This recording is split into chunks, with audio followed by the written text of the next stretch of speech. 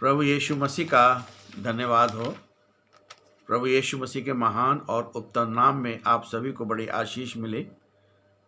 आज का जो मेरा टॉपिक है वो है the day and hour unknown, दिन और समय का पता नहीं।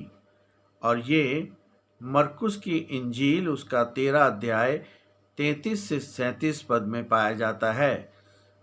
Gospel according to saint Mark chapter 13 verse 33 to 37।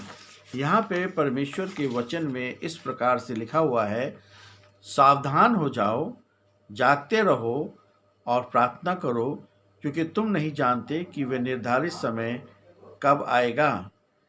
यह उस मनुष्य के समान है जो अपना घर छोड़कर यात्रा पर बाहर गया और अपने दासों को अधिकार देकर उसने प्रत्येक को उनका काम बताया तथा द्वारपाल को भी जागते रहने की आज्ञा दी। इसलिए जागते रहो, क्योंकि तुम नहीं जानते कि घर का स्वामी कब आएगा, सायंकाल, मध्यरात्रि या मुर्गे के बांग देने के समय अथवा प्रातःकाल। कहीं ऐसा ना हो कि वह अचानक आकर तुम्हें सोता हुआ पाए।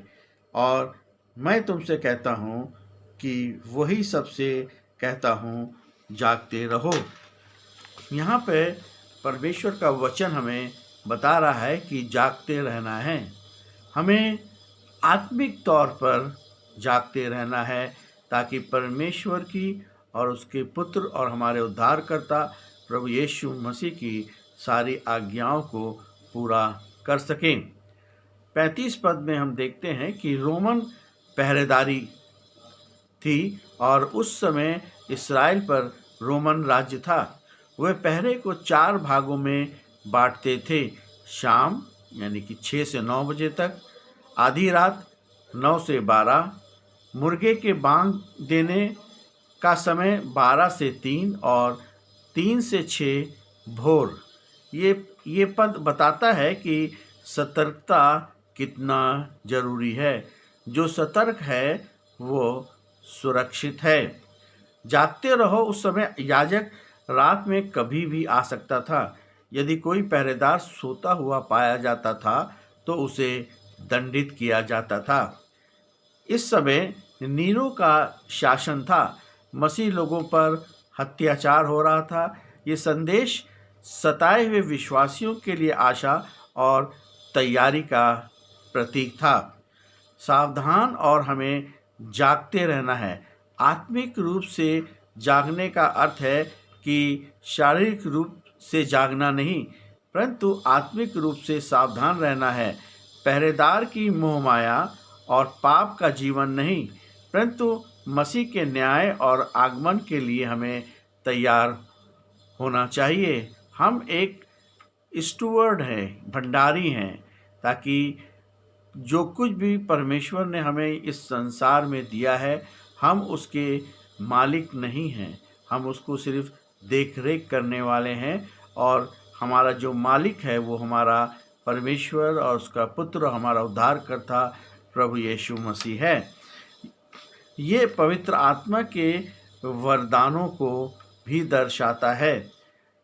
हर मसीह के पास एक आत्मिक बुलाहट है, सुसमाचार का प्रचार करना, और हमें मसीह का कार्य करते हुए इंतज़ार करना है कि प्रभु यीशु मसीह जल्द ही इस संसार में आने वाले हैं।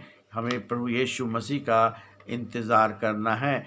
जो दरबान के बारे में बताया गया है कि प्रवेश द्वार की रक्षा करता है, ये हमारे विवेक और प्रार्थना का प्रतीक है। हमें अपने मन की रक्षा करनी है ताकि नकारात्मक विचार या दुष्ट के कार्य हमारे जीवन में ना आ सकें। अचानक कभी भी आगमन हो सकता है। परमेश्वर ने मसीह के दूसरे आगमन को गुप्त रखा है। ये बात हमें प्रेरणा देती है कि हम हर समय अपने आप को तैयार रखें। मसीह जीवन में आलस्य नहीं बल्कि सतर्क रहना है, प्रार्थना में, सुसमाचार फैलाने में और अपने चरित्र को शुद्ध रखना है। स्वामी के आने तक जब तक आए स्वामी तब तक हमें वफादार रहना है। स्वामी का जो है परदेश जाना का मतलब है कि स्वामी स्वयं यीशु मसीह हैं और परदेश जाना उनके स्वर्गरोहण को दर्शाता है। कलीसिया को भी यीशु मसीह को संभालना है और स्वयं, और जो स्वामी हैं जब गया तो उसने अपनी पवित्र आत्मा को हमको दिया ताकि हम उसकी अनुपस्थिति में उसके कार्यों को पूरा कर सकें। प्रत्येक को अपना कार्य करना है। कोई प्रचारक है, कोई सेवक है और तो कोई प्रार्थना योद्धा है। 37 पद में हम देखते हैं, यहाँ पे एक आदेश है कि आत्मिक कार्य, पवित्र आत्मा के कार्य करते रहना है। मसीह का दूसरा आगमन गुप्त इसलिए है कि हमें पवित्रता, वफादारी और निरंतर प्रार्थना में सक्रिय रहना है। सुसमाचार का प्रचार करना है।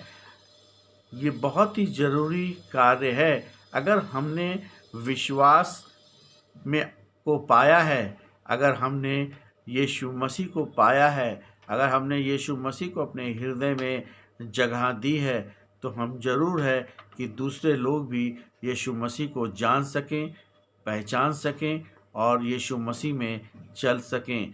क्योंकि यीशु मसीह के साथ चलना इसलिए ज़रूरी है क्योंकि जब वो आएगा तो हमें अपने साथ उस स्वर्ग के में लेकर जाएगा जो कि उसने हमारे लिए जगह तैयार करी है, ताकि हम अनंत काल तक प्रभु यीशु मसीह के साथ रह सकें।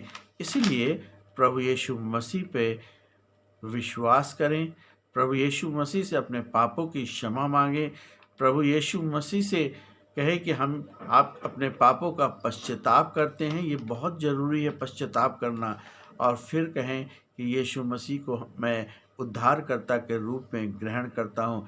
ये जो है एक मसीह के लिए और मसीह होने के लिए इन चीज़ों का उसके जीवन में होना बहुत ज़रूरी है। इसलिए ताकि हम इस संसार के लिए नहीं, 60 साल, 70 साल या 80 साल के लिए नहीं है, मगर प्रभु यीशु मसीह ने हमें अनंत काल का सहभागी बनाया है।